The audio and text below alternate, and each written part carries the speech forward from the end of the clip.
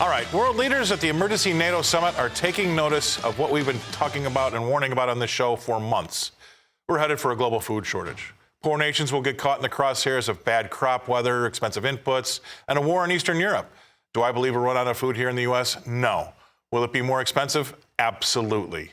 So anecdotally, we've all seen our grocery bills rise. Just this week, a University of Missouri think tank said food inflation this year has a baseline of 4.2%. That means a 4.2% hike in prices is the lowest we're going to see.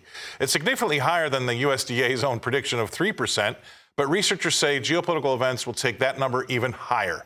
The viewers of this show are at the epicenter of one of the most trying times in recent history. How will this all end? My next guest has been doing the rounds about this talking lately. Please welcome in Jeff Sica. Jeff, now I catch you. I mean, you have to live under a rock to not see you on all these other different channels out there. And I happened to see you once, maybe last week, and you really caught my interest when you said something about the next 30 to 60 days, what you thought about what food prices were going to do at the grocery stores. Yeah, I mean, it's amazing, Scott, as you were talking about, food prices being up 4.5%. I anticipate in the next 30 to 60 days, we're going to see another 7 to 10% increase in food prices because the food shortage is real. The food shortage at this point is real. And what you're beginning to see, especially among people like myself, who I used to love going to the supermarket. Now going to the supermarket has become almost the living dead, with people walking around in shock, looking at what everything costs.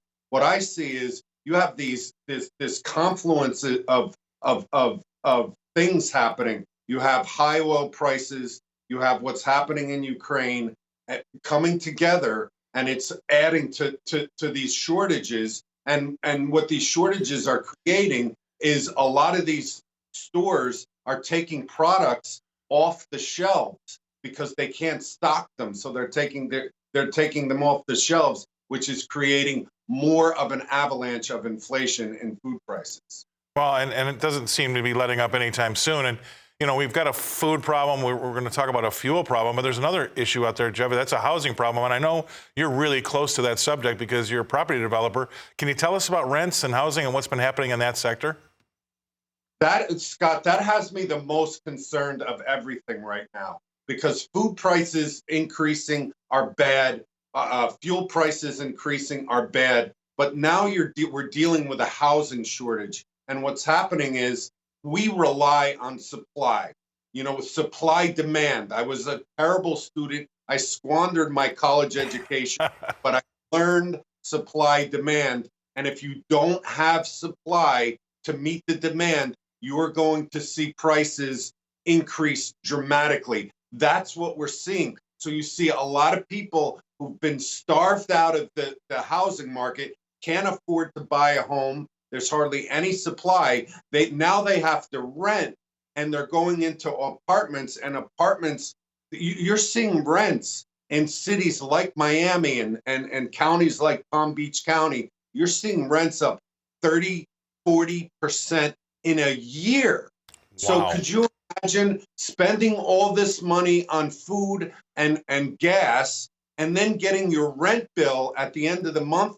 but your renewal, your lease renewal, and you're renewed at 20 to 30% above? And this could create a crisis, not only a homeless crisis, because there are a lot of people who can't afford to renew their lease, but it could also create a crisis of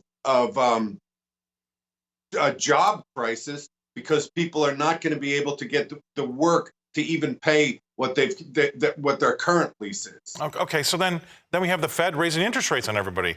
How's that going to end up?